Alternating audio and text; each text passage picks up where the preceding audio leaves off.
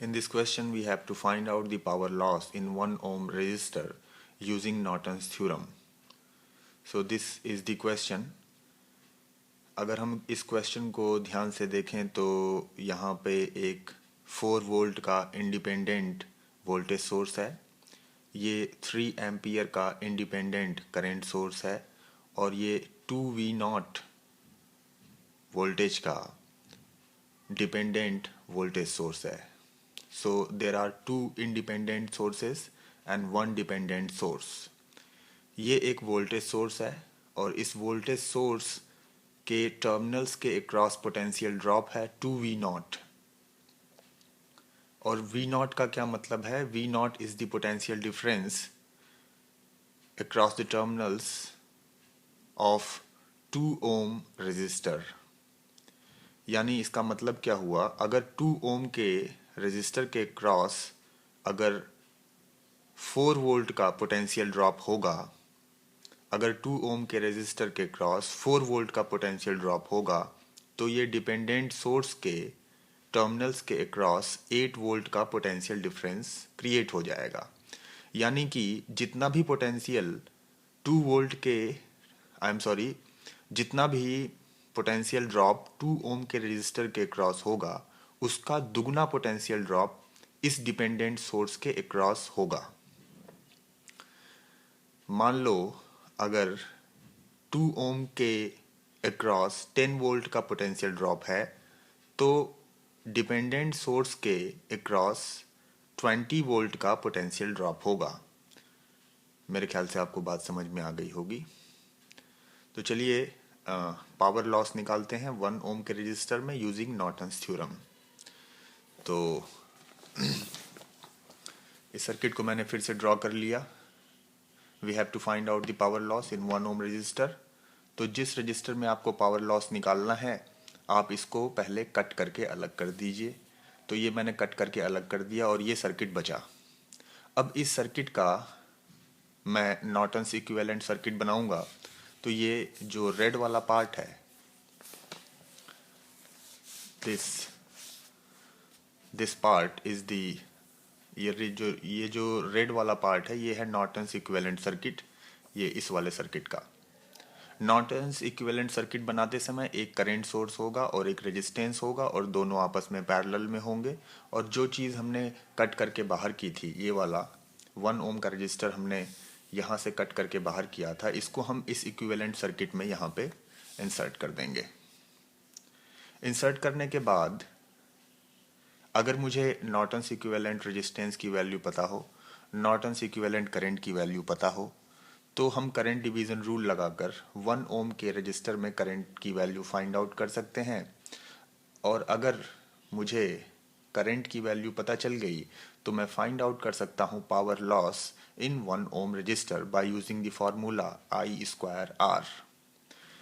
तो सबसे इम्पॉर्टेंट बात है यहाँ पे नॉर्टन्स इक्विवेलेंट रेजिस्टेंस की वैल्यू फाइंड आउट करना और नॉर्टन्स इक्विवेलेंट करंट की वैल्यू फाइंड आउट करना.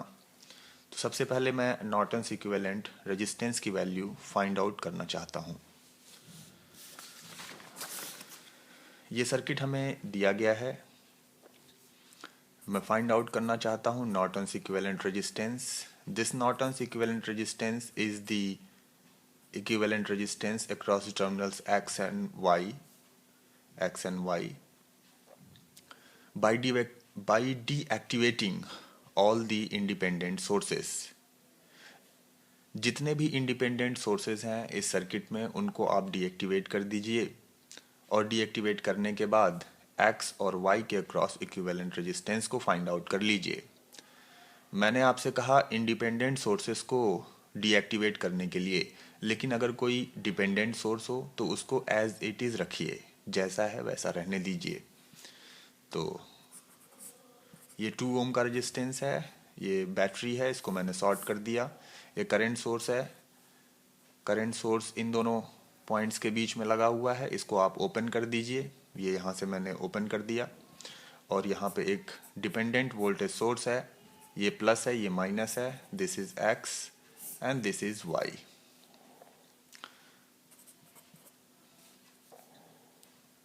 तो ये केस बन गया हमारा. ये सर्किट बन गया हमारा। मैं फाइंड आउट करना चाहता हूँ equivalent resistance across the terminals X and Y. तो equivalent resistance across the terminals X and Y find out करने के लिए आप 1 एम्पियर का करंट सोर्स यहाँ पे इंजेक्ट कर दीजिए। 1 एम्पियर का करंट सोर्स इंजेक्ट करने के बाद potential drop across the terminals X and Y find out कर लीजिए। अगर आपने potential drop across the terminals X and Y find कर लिया तो उसको आप करंट से डिवाइड कर दीजिए, तो ये आपको मिल गया equivalent resistance across terminals X and Y. देखिए, अगर आपने potential drop across the terminals X and Y find out कर लिया और कितनी करंट यहाँ इस सर्किट में आपने इंजेक्ट की थी 1 एम्पियर, तो ये हो गया 1 ampere. So V X Y upon 1 equals to V X Y.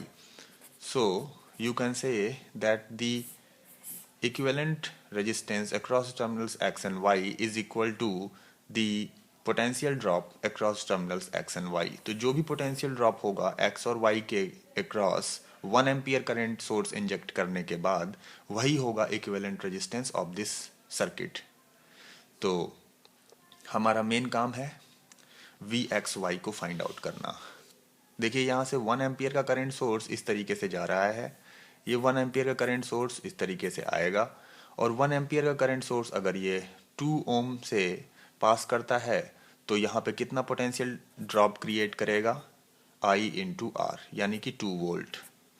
अगर 2 ओम के रेजिस्टेंस में, अगर 2 ओम के रेजिस्टेंस के टर्मिनल्स के क्रॉस 2 वोल्ट का पोटेंशियल ड्रॉप क्रिएट होता है तो इसका दुगना वोल्टेज ड्रॉप इस डिपेंडेंट सोर्स के अक्रॉस डेवलप होगा, यानी कि 2V0 की वैल्यू हो जाएगी 4 वोल्ट। जो भी पोटेंशियल ड्रॉप 2 ओम के अक्रॉस डेवलप होगा उसका दुगना पोटेंशियल ड्रॉप इस डिपेंडेंट सोर्स के टर्मिनल्स के क्रॉस होगा। यही मतलब है 2V0 का। देखिए, यहाँ से x से मैं चलना स्टार्ट करता हूँ, x से चलना स्टार्ट करूँगा और y पे पहुँचूँगा मैं। देखिए, Vx ऐसे चल रहा हूँ मैं माइनस से plus, so potential will increase by 4 volt. ऐसे चल रहा हूँ in the direction of current, so potential will decrease by I into R -2 और मैं यहाँ पे आ गया y पे Vy। So Vx minus Vy equals to -2। Vxy की वैल्यू हो गई -2, यानी कि Rxy की वैल्यू हो गई -2। अगर इस तरह के कैलकुलेशन में अगर आपको कभी निगेटिव वैल्यू मिलती है, तो निगेटिव साइन को आप डिस्कार्ड कर देंगे, छोड़ देंगे उसको, और ये हो गया आपका answer. The equivalent resistance across terminals x and y equals to 2, so Norton's equivalent resistance equals to 2 ohm. तो ये बात हो गई। हम इक्विवेलेंट सर्किट में यहाँ पे लिख देते हैं दिस इज 2 ओम। अब हमारा काम है नॉर्टन्स इक्विवेलेंट करंट को फाइंड आउट करना। देखते हैं नॉर्टन्स इक्विवेलेंट करंट किस प्रकार से फाइंड आउट कर सकते हैं। नॉर्टन्स इक्विवेलेंट करंट का मतलब होता है the current which is passing through the terminals x and y without deactivating any source, keeping the circuit as it is. Circuit को वैसे ही रखिए, x और y टर्मिनल्स को आप शॉर्ट कर दीजिए और x और y पॉइंट्स से, x और y टर्मिनल से इस शॉर्टेड वायर में कितनी करंट फ्लो कर रही है इसको हमें फाइंड आउट करना है। ठीक है, इसको हम फाइंड आउट करते हैं। देखिए, यहाँ से इस नोड पर देखिए, इस नोड पर आने वाली करंट कितनी है, 3 एम्पियर। यहाँ पे एक करंट सोर्स लगा हुआ है। मैं मान लेता हूँ कि इधर जो करंट जा रही है इसकी वैल्यू है I। इधर करंट जो कितनी जा रही है I, तो इधर जाने वाली करंट होगी 3 minus I। This 3 minus I ampere current will flow in this wire and this is the Norton's equivalent current. So our aim is to find out the value of 3 minus I। तो मैं क्या करता हूँ कि एक बार मैं इस loop में ऐसे ट्रैवल करता हूँ, पूरे लूप में मान लेता हूँ ये पॉइंट है A। So I am going to write the equation VA। मैं ऐसे चल रहा हूँ इस पूरे लूप में VA, I am moving opposite to the direction of current, so the potential will increase by I into R. देखिए मैं यहाँ पे आ गया, प्लस से माइनस अगर मैं जाता हूँ तो पोटेंशियल डिक्रीज करता है, -2V0 ऐसे आ गया, ऐसे चल रहा हूँ मैं, माइनस से प्लस या फिर छोटे प्लेट से बड़े प्लेट की तरफ अगर आप जा रहे हैं तो पोटेंशियल इंक्रीज करता है और इस तरीके से आप पहुँच गए पॉइंट ए पे। ये कट गया। एक बात आप यहाँ पर ध्यान करिए कि ये एक 2 ओम का रजिस्टर है और 2 ओम के रजिस्टर में यहाँ पे करंट फ्लो कर रही है I और पोटेंशियल ड्रॉप है V0। तो मैं ये लिख सकता हूँ the current I equals to V0 upon 2, so V0 equals to 2I। ये मैंने लिख दिया यहाँ पे, V0 equals to 2I। V0 equals to 2I की वैल्यू मैं यहाँ पे पुट कर देता हूँ, तो ये हो जाएगा 2I plus 4 equals to 0, so 2I minus 4I equals to -4, minus 2I equals to -4, I equals to 2 ampere. Now put this value of I here. So the Norton's equivalent current will be 3 minus 2 equals to 1 ampere. You got the value of the Norton's equivalent current. आप इसको यहाँ पे लिख दीजिए। This Norton's equivalent current is 1 ampere. यहाँ से ये 1 ampere ऐसे फ्लो कर रही है। 1 ampere, this 1 ampere current will be divided into 2 parts.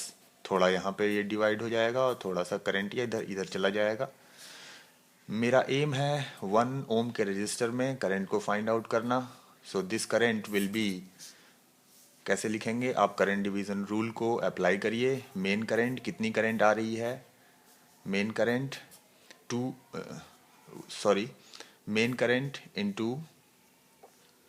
Main current into 1 ohm के रजिस्टर में आपको करंट फाइंड आउट करना है, तो इसके बगल वाला रेजिस्टेंस आप मल्टीप्लाई कर दीजिए, divide by 1 plus 2, this is 3।